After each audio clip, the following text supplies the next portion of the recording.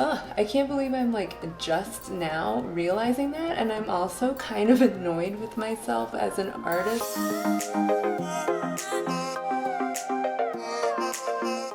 Hey artists and art lovers, it's Allison, and it's another episode, Drawing Refusing to Fade.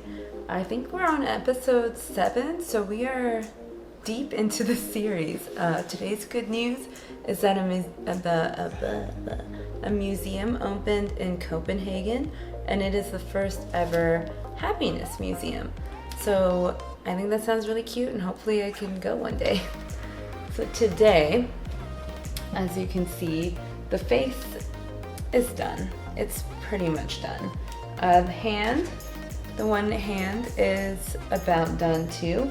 So what's left is kind of not super exciting, but still necessary. It is the shoulder, neck, and shirt. If you look closely, it's in pencil, so it's not super obvious, but I've added a circle and some more details on the shirt and chest. And I think the circular border is gonna make it a lot more interesting and kind of give me an opportunity to fill in some more negative space so that the focus isn't, so that it's not just all this one person just alone in a void of blank paper. So I haven't totally decided if I'll do a color in the back or if I'll do a pattern. That remains to be decided, but today I'm just going to focus on stippling in some shadows here and doing the shirt. So truly, before I can really get started adding in shading, I have to decide how many more of these lines I want to add in, because looking at it, I feel like this isn't enough to really get the point across, and I want to add in some more. So I think I'm going to do that today. So I already got the big ones. I got the eyes and the nose, mouth, hair. But there's no rule that says I have to only do one strand from each thing. I actually started one up here, so I'll go ahead and do that.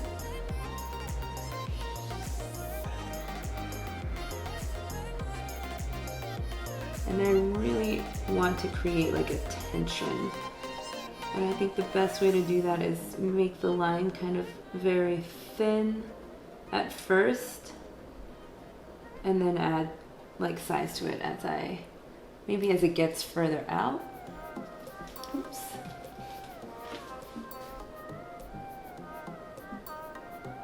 But what I really want to do is make it look like it's being pulled, kind of like someone's pulling a strand of hair.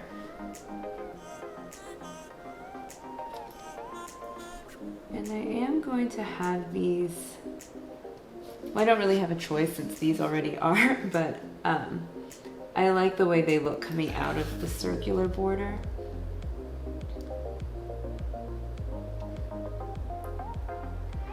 And it's crazy what a difference adding that border made, because the past, after the last video, I was looking at it and I still felt I felt like even when looking at the whole thing and even when envisioning it with more detail, it still wasn't looking finished to me. It didn't look like enough with just the subject in the middle, and just adding that detail does so much for it. I feel like it's so much more of a realized piece. So I'm looking forward to when I finally get to add lines and details to that border, but I'm trying not to rush to it. And I do kind of want to do it last, and that way I don't have to work around anything and I can just focus on it. So that'll be the last step. I love how big the eyes look. So I'm going to add some more shading here so it really looks like it's fading out. Deciding where to place these is kind of difficult, but I want there to be a lot. So I think I'm going to add, let me zoom out a little bit so you can see some more. I'm going to add another one here. And the reason I want to add more is to really add more tension and really communicate how much it feels like these instances of like stereotyping and when people like impose their idea of what you should be on top of you, like how it feels like they're just pulling at you and there's no regard for like your comfort or what you look like, who you are. It's just completely for their own. It's just for them. It's like a very selfish thing.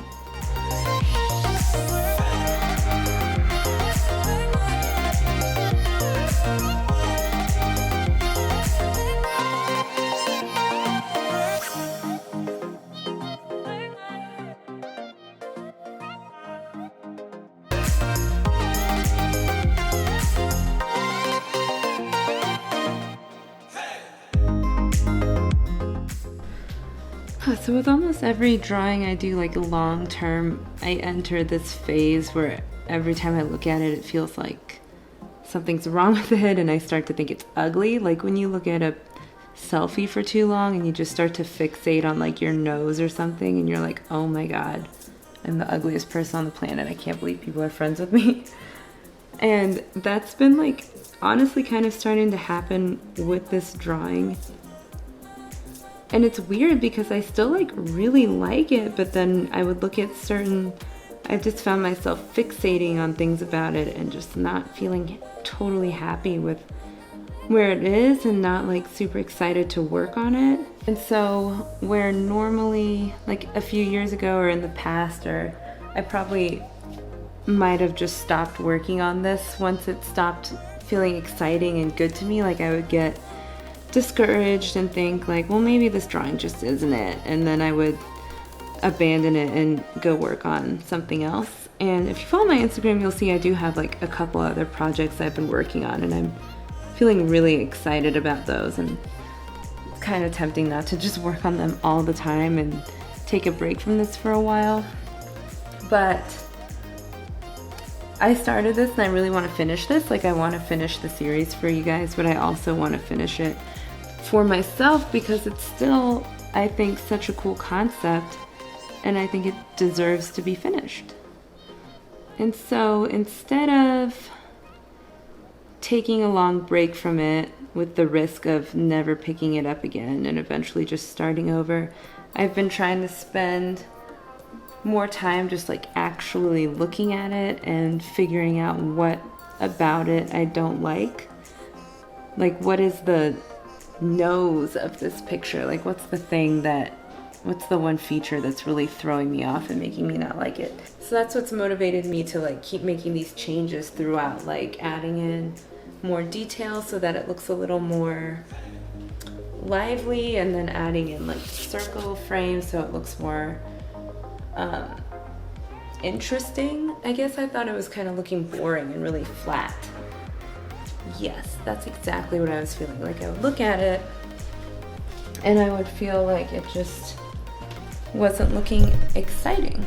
It's really dark. I don't know what's going on. But I'm glad that I've stuck with it and like listened to myself and taken the time to figure out what was irritating me about it, because I'm starting to feel more excited about it again with making these changes.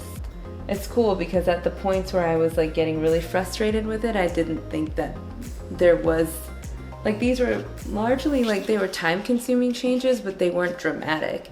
So I wasn't sure, like when I was adding in the stipples and adding in these extra lines and adding in this circular frame, like I wasn't sure that those would make like a huge difference, but because they were such simple changes.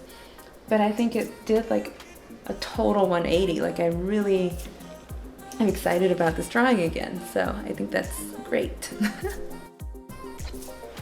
Okay, so now we're doing one with the hair. Oh, now my hair is getting in the way.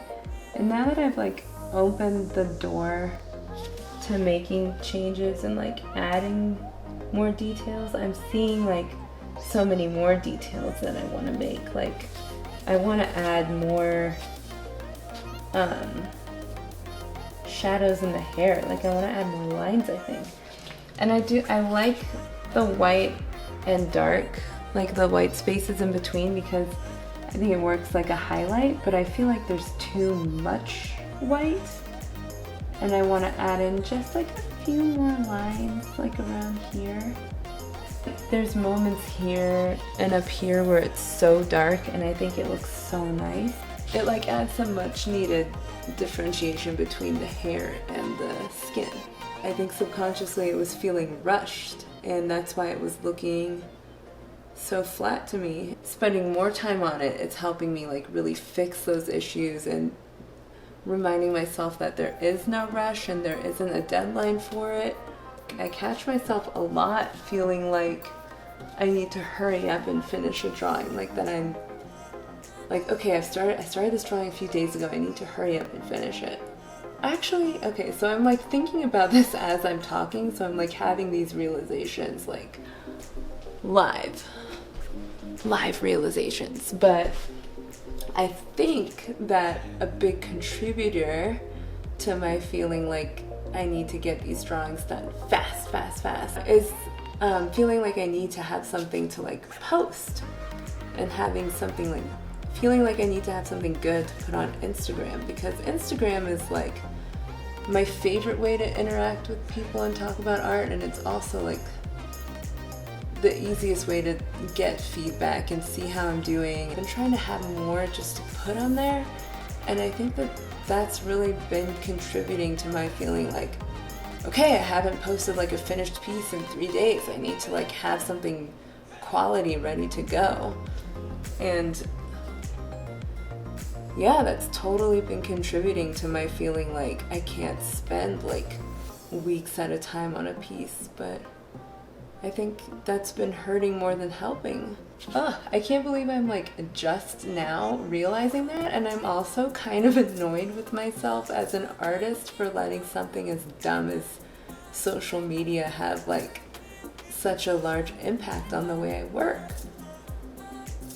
That's like kind of a little bit embarrassing, I feel like. Hopefully I'm not the only one.